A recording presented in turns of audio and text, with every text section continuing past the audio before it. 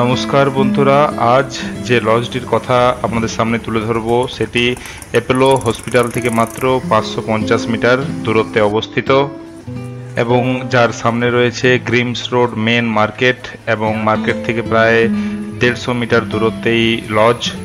আর সামনেই পেয়ে যাবেন অটো স্ট্যান্ড, সেখান থেকে আপনি অটো ধরে চেন্নাইয়ের যে কোনো জায়গায় আপনি পৌঁছাতে পারেন সহজেই।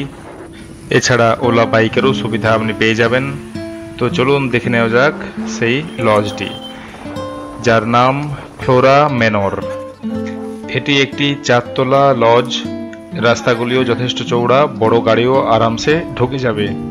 ভেতরে ঢুকেই আপনি একটি স্পেসিয়াস জায়গা পেয়ে যাবেন, যার এক পাশে রয়েছে রিসেপশন এবং এক পাশে হেল্প ডেস্ক। ট্রেন, এরোপ্লেন এর টিকিট আপনি সহজে এখান থেকে বুক করতে পারবেন। আর সব থেকে বড় কথা, এখানে লিফটের বন্দোবস্ত রয়েছে, যেটি পেশেন্টের ক্ষেত্রে খুবই গুরুত্বপূর্ণ। হোটেলটি বুকিংয়ের নাম্বার আপনি স্ক্রিনে আমি দিলাম। এটি ফ্লোরা মেনরের নতুন প্রপার্টি, আরও তাদের প্রপার্টি রয়েছে, তবে এটি যেহেতু নতুন তাই এখানের রুমগুলিও বেশ পরিষ্কার পরিচ্ছন্ন। আমরা ছিলাম 3 তলা অর্থাৎ সেকেন্ড ফ্লোরের 301 রুমটিতে, যেটি ছিল নন এসি। প্রতিটি তলাতে রয়েছে এইরকম বারান্দা। রুমগুলি পরিষ্কার পরিচ্ছন্ন, প্রতিদিন সাফাই করা হয়।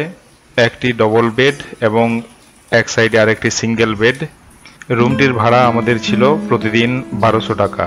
কিচেন রুমটি এইরকম, রান্নার সব সরঞ্জামই ছিল। গ্যাস, পাইপড গ্যাস, এগুলোর জন্য কোনো এক্সট্রা পে করার প্রয়োজন পড়েনি। বাথরুমটিও ছিল বেশ স্পেসিয়াস, পরিষ্কার পরিচ্ছন্ন। প্রতিদিন সাফাই কর্মীরা আসতো, পরিষ্কার করে দিয়ে যেত। আর রুম অ্যাটাচ এই ব্যালকনি, দুজনের বসার মতো জায়গাও ছিল। এখান থেকে বাইরের ভিউটিও বেশ ভালোই লাগতো। জামা কাপড় মেলার জায়গা উপরে আছে, কিন্তু তাও এখানেও মেলা যায়। চলুন এবার যাওয়া যাক উপরতলায়। এই হলো 4 তলা অর্থাৎ 3rd ফ্লোর। আর একটু উপরে উঠলেই রুফটপ। এখান থেকেও ভিউটি খুব সুন্দর। যেহেতু মূলত আমাদের চেন্নাই আসা স্বাস্থ্য পরিষেবার জন্যই অ্যাপোলো হসপিটাল এবং মোটামুটি 1 সপ্তাহের মতো থাকার ব্যাপার, তাই এইরকম খোলামেলা জায়গা আমাদেরও খুব পছন্দ হয়েছে। আশা করি আপনাদেরও ভালোই লাগবে।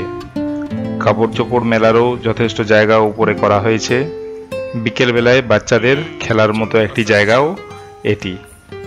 সামনাসামনি বেশ কয়েকটি হোটেল বা লজ আমি দেখেছি, যেগুলো 900 বা 1000 টাকার মধ্যে, কিন্তু এইরকম স্পেস, এই ফ্যাসিলিটি সেগুলোতে ছিল না। আর সামনেই সবজি মার্কেট, সবজির কোনো অসুবিধা হয়নি। ফ্রুটস, ফল দলও যথেষ্টই পাওয়া গেছে সামনাসামনির মধ্যেই।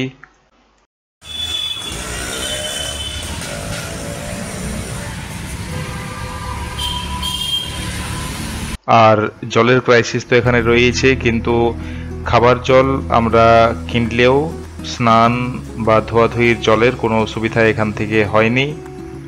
এবার আসা যাক অসুবিধার কথায়। অসুবিধা যদি বলা হয় তাহলে সামনে যে নদীটি ছিল, অ্যাকচুয়ালি শহরাঞ্চলের মধ্যে নদী বলতে সেটি ড্রেনেই বলা চলে।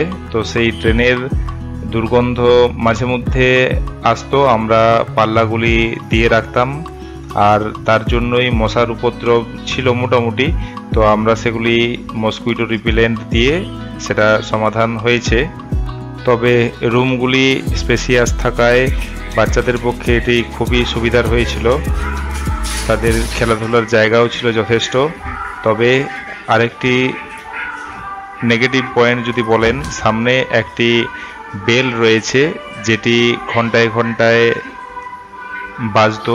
প্রথম দিকে এটি একটি অসুবিধার কারণ থাকলেও পরে পরে তা কিন্তু মজারই হয়েছিল। তো এই গেল ফ্লোরা মেনরের কাহিনী। আপনাদের যদি ভিডিওটি পছন্দ হয়ে থাকে অবশ্যই লাইক করার অনুরোধ রইল। আর এইরকমই ইনফরমেটিভ বিভিন্ন ভিডিওর জন্য পাশে থাকুন, এই একান্ত অনুরোধ। নমস্কার, ধন্যবাদ।